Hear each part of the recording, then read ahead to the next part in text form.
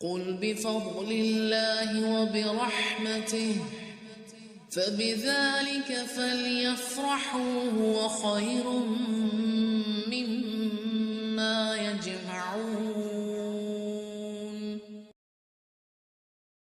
اب آگے ہے پارے کا وہ تھیم کا نقطہ جو آج رشتوں کے رکاوٹ میں بہت بڑی چیز ہے، اور شادیاں ہو بھی رہی ہیں تو جس چیز کے ساتھ ہے وہ ہے بطر۔ بطر کیا؟ تباہ شدہ بستیوں کا مرض ہے۔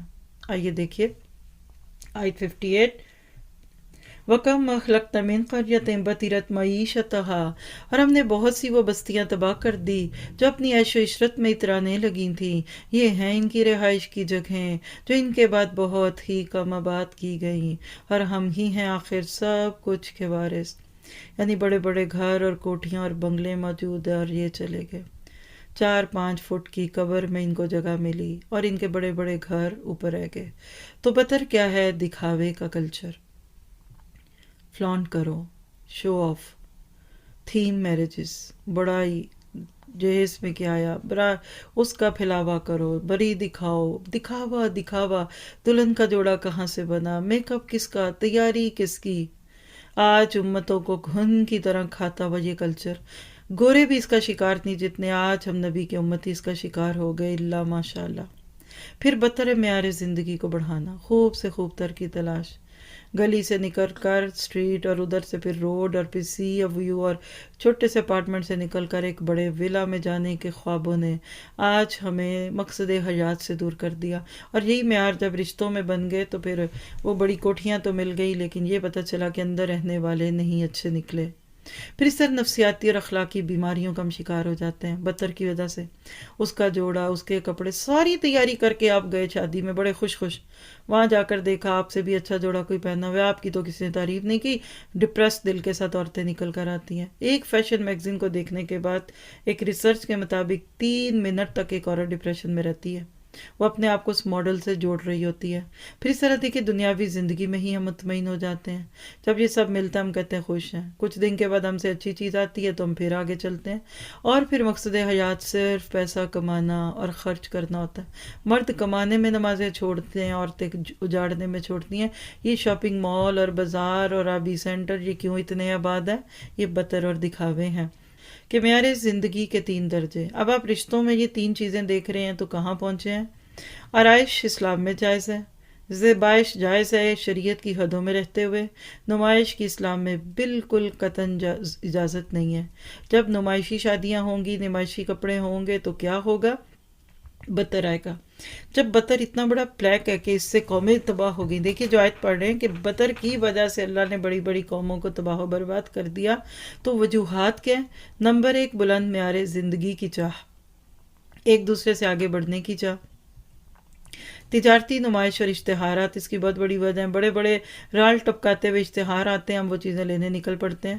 اسی طرح صبر اور قناعت کی کمی ہے نا چیزیں پاس، کیا ضروری ہے کہ ہر نئی چیز آپ کے گھر میں ہو؟ پھر اس طرح خواہشات اور ضروریات میں فرق سے ناواقفیت، یعنی ہم نیڈز اور وانٹس کا فرق نہیں کر پاتے اور ہر وانٹ کو نیڈ بناتے ہیں۔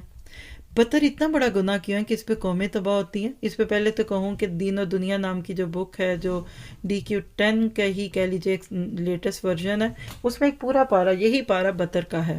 آپ اس میں سے اس جو میں آپ کو ہنٹس دے رہی ہوں اس کی ڈیٹیلز وہاں سے بھی پڑھ سکتے ہیں، دین و دنیا بک ہے۔ تو بطر کیسے گناہ کی طرف مائل کرتا ہے، یہ سٹیپس دیکھیے گا۔ پہلا درجہ تو بطر کا ہوتا ہے، یعنی انسان ذرا دکھانا چاہتا ہے۔ دوسرے درجے میں یہ تفاخر میں بدلتا ہے، یہ ہم سورۃ حدید میں بھی پڑھیں گے، تفاخر بینکم، فخر جتلانا، میری کوٹھی، میرا گھر، میری شادی، میرا زیور، یہ سوچ۔ اس کے بعد یہ بڑھتے ہوئے تیسرے درجے پہ ذرائع سے زیادہ استعمال کا ذریعہ بنتا ہے، یعنی پھر آپ لون لیتے ہیں، بینک سے قرضے لے لے کر بچوں کی شادیاں اور گھر بناتے ہیں۔ چوتھا درجہ پھر حرام اور حلال میں تمیز ہوتی ہے، ظاہر ہے جب سود ڈل گیا تو پھر وہ حلال تو نہ رہا۔ بطر کہاں کہاں ہوتا ہے؟ کیا صرف دنیا میں؟ نہیں، دین میں بھی بطر ہے۔